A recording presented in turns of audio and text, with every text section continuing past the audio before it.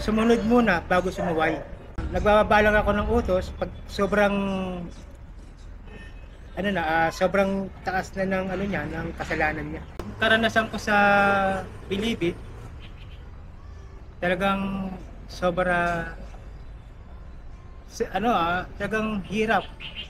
Ramdam ng kalooban mo at isipan. Kawalan ng pag-asa. Wala na pag-asa. Commander, magandang araw sa'yo. Magandang araw din sa'yo. Ako nga pala po si Ricardo Kadong Maghakot. Nasahanay ng pangkat Batang City Jail. Tanging Batang City Jail lamang ang aking natunguhan nung ako'y namasukan. Nangulungan ako sa pambansang piitan ng ating bansa. Muntinlupa. Muntinlupa. Ilang taong ka nangulungan doon, Commander? 15 years. Ang nakuha ko parang ulam po doon, simula sa Manila City Gate, nakakuha po tayo ng nanungkulan ako bilang batipinto, naging bastonero. Tinatalaga rin po akong mayores, pero yung panahon na yon, napakarami ko pong iniisip, kaya hindi ko muna tinanggap kasi napakalaking napakalaking hamon para sa akin yon. Sa kabila ng problema na hinaharap ko sa aking mga kaso ng panahon na yun. Ako'y napiit dahil sa sabla sa akin na Ilang taon yun, Commander? di bali na 15 years. Straight, Commander? Opo. Straight? Nung panahon na yon, maayos naman kami na mamuhay rito sa Malaylipunan, kasama ko ang aking mahal sa buhay. Nagkaroon lang po ako ng mga kaibigan na nasamahan ko na sila yung nasamahan ko sa mga kalokohan bilang kabataan ko. Masyadong naging malaya ako, wala na po akong iniisip. Kaya nga po ngayon nasa Malaylipunan na ako, talagang iniisip ko rin yon, yung mga nagawa kong kasalanan noon na maling-mali. 2016, kasama ako sa pagnanakaw dahil sa kawalan, kapit sa patalim, para lang meron kami maisubok sa pamilya namin. Karanasan ko sa Bilibid, talagang sobra talagang hirap. Ramdam ng kalooban mo at isipan. Kawalan ng pag-asa ay isa yun sa mga na umano sa sarili ko, dumampi. Wala na pag-asa. Subalit dahil nakilala ko ang Panginoon sa loob, doon tumibok ang puso ko sa Muntinlupa. Tumibok ang puso ko ron. Doon ko na ang presensya ng Panginoon, kalagaan ng buhay, sobra-sobra. Doon ko na naramdaman na meron talagang Panginoon na gumagabay sa atin. Kung pinigyan niya man ako ng pagsubok sa buhay ko, doon niya ako dinaan kung hanggang saan ako. Napakabuti pa rin ng Diyos kasi kung ano lang yung kaya ko, hanggang doon na lang ibinigay niya. Sa Bilibid, yung sitwasyon ko noon, tinimbang ko yung lungkot, tsaka yung saya. Tinitimbang ko siya para lang ako makagalaw ng maayos. Kasi kung matimbang ang lungkot, walang mangyayari sa buhay. Kaya tinimbang ko yung saya sa kayang kalungkutan. Nung ako'y nasa Muntinlupa, abang nag-aaral ako noon, tumutulong pa rin ako. Hanggang sa lumaya ako roon, sa tawag ng edukasyon, pinagpatuloy ko. Kahit kulang ako sa edukasyon, pinilit ko pa rin na makatulong sa mga inmates sa elementarya. Nagturo po ako doon ng grade 2. Naging guro kayo rin? Pansamantalang guro, kung ano lang naging kaya ko, binigay ko po. Bilang leader, pinapatawag natin, nagpapaba ako ng malalim na investigasyon kung sino yung merong sala. At atin natin agarang binabaan ng kaukulang parusa. Paano mo natutulungan yung mga inmate na walang dalaw? Sa pamamagitan ng yung pondo na kahit maliit, pinagkakasya namin kung anong para lang merong maitulong sa mga dalaw na nangailangan, yung mga kapwa ko preso. Hindi naman kami umaasa na sa kagawaran. Gumagawa rin kami ng paraan kung paano namin ma-improve o paano kami makatulong sa Pilipino. Mahirap bang maging isang commander ng isang pangkat? Napakahirap kasi unang-una, lagi kang nakamasid sa kanila. Makagawa lang ng matinding kasalanan isa na yan. Yung buhay ng isang commander ang nakataya. Napakahirap, pero kailangan gampanan. Dahil pinagkatiwala sa atin ang mga kasama natin. Kailan maayos, kung may mapangalagaan ang nasasakupan natin. Bilang isang commander, anong klase kang commander? Ikaw ba yung malupit? O dinadaan mo sa diplomasya ang bawat utos at mga nakasulat sa Magna Carta? Paano mo ipinapaliwanag yan sa mga inmate? Kung ano yung naaayon sa pamunuan ng hanay ng pangkat, ayun po yung ayun po yung pinapalakad sa hanay. Hindi ka ba yung commander na marahas o nananakit para lang sumunod ang isang tao? May mga paraan para sumunod eh. Unang-una, pinapaunawa natin sa kanila na sumunod muna bago sumuway. Nagbabalang ako ng utos pag sobrang sobrang taas na ng kasalanan niya. Dito sa Malayang Lipunan, binuo po namin ang United Brotherhood in Prison and Free Society. Ano po yung layunin niya? Ang layunin niya ito pagkakaisa para sa katahimikan, para makatulong sa bayan. Hindi po kami laban sa gobyerno, hindi rin po kami laban sa simbahan.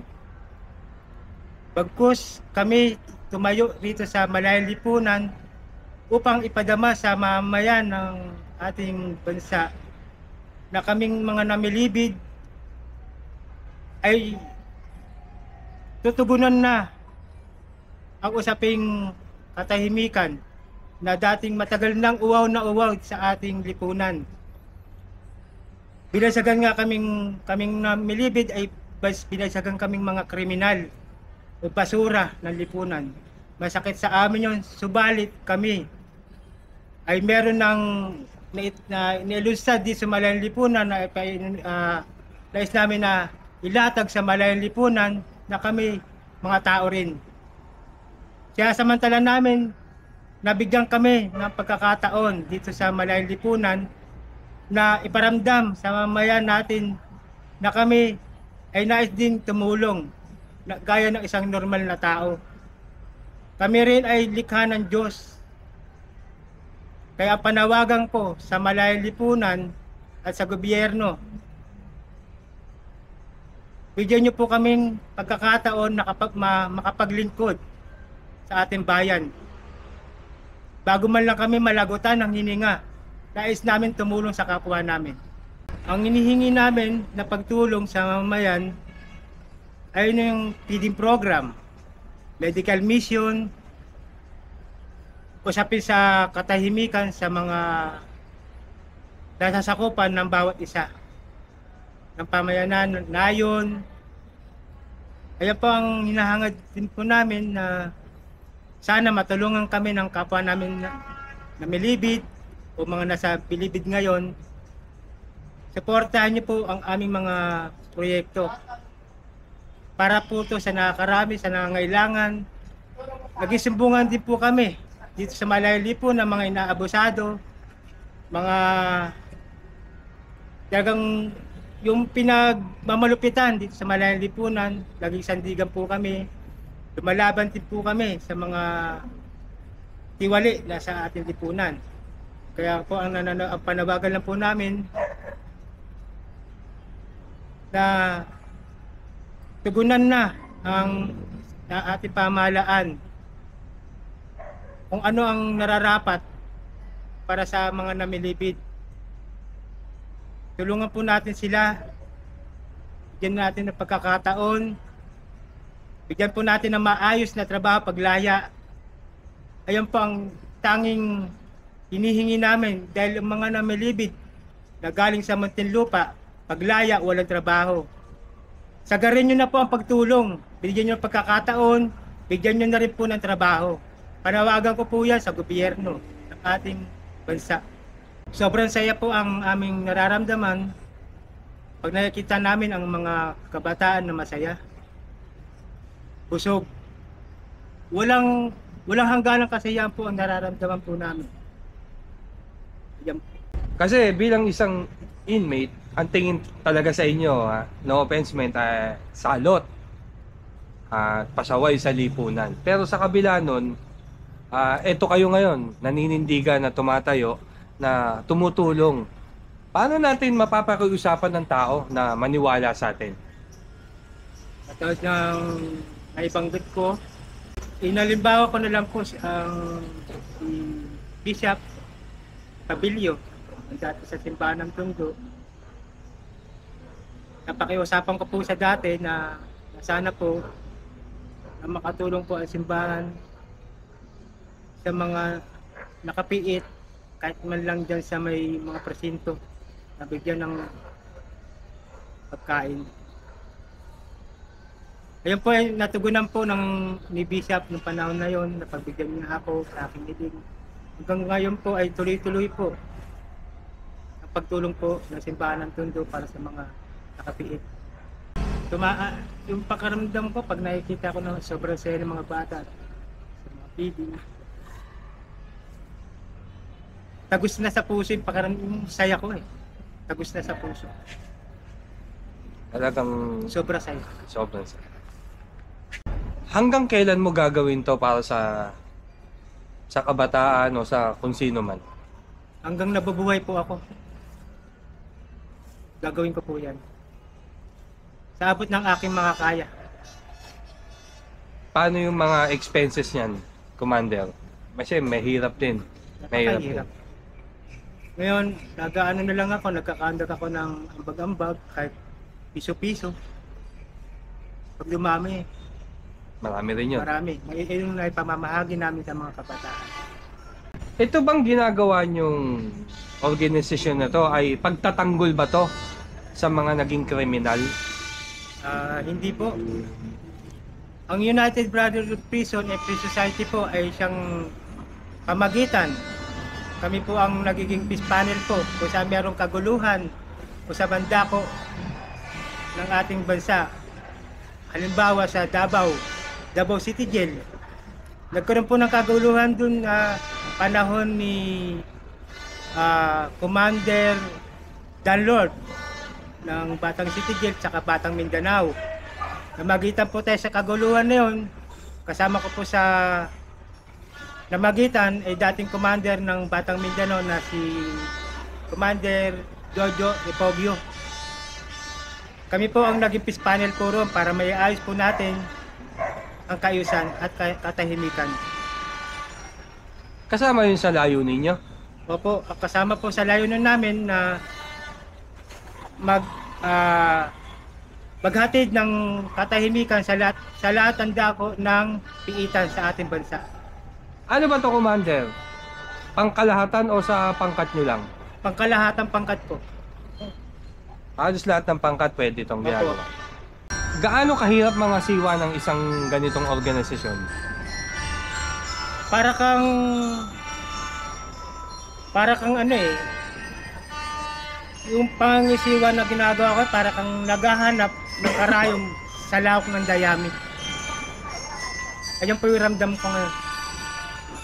Pero pinapatuloy mo. Opo, kahit nahirapan ako, kung ano yung the best ko, talagang ginagawa ko. Ano yung nagiging benepisyo sa'yo nito kung ginagawa mo? Ang benepisyo, wala naman eh. Ramdam sa puso ko na ayun ang gawin ko. Maging masaya lang ang puso mo. Kahit mahirap na gagawin pa rin natin. Saka, tanging nagigisandalang ko rito, Panginoon. Panginoon, tulungan niyo po ako. Tulungan niyo po ako na hanapin po yung mga maging kasama ko para maayos namin ang nararapat. Ano yung pinaka-eksaktong mensahe para sa mga tao dito sa Malayang Lipunan patungkol sa mga ex-convict? Eksaktong mensahe lang, Commander. Ang mensahe ko lang sa mamayan, bigyan niyo po kami ng pagkakataon na makatulong din sa kapwa namin. Pangunawa niyo ang nais namin na bigyan niyo po sa amin. Kung ano pang may bigyan pang unawa, ganun din po gagawin po namin. Na makapagbigay din po ng kung ano maitutulong po namin sa Malayang Lipunan. Ang mensahe ko lang para sa mga kabataan, mag-aaral kayong mabuti,